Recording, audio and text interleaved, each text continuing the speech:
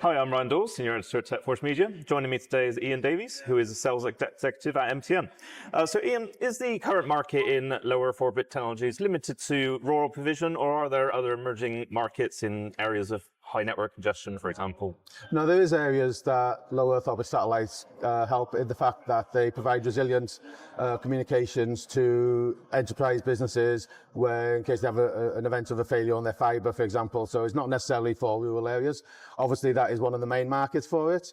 But no, it is becoming more and more available to cities and everything else where businesses require that redundant connectivity. Excellent.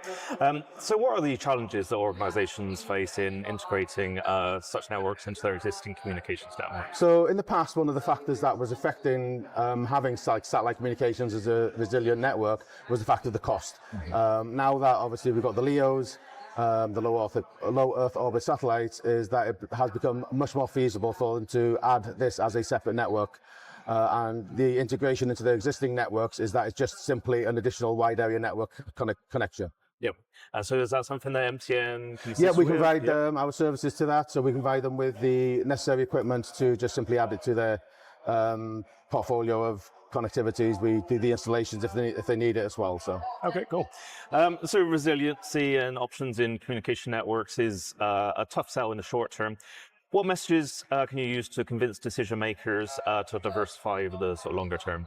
So it is a long-term investment for companies in the fact that, especially in this era now, we've got cybersecurity threats and everything else, that one network isn't always the best. Yep. So to have resilient networks separately is obviously a key factor for most enterprise businesses. And the fact that the satellite network can operate off of battery backups, for example. So it doesn't need, for example, with utilities in a black start where they totally lose power, your mobile network's gone down, your fiber's gone down. By having a separate network that is non-reliant on terrestrial networks, it gives them that reliability and resilience for maintaining their connectivities and operational works. Cool. Yeah, there's no coincidence. We've got Cybersecurity Expo here alongside the IoT Tech Expo.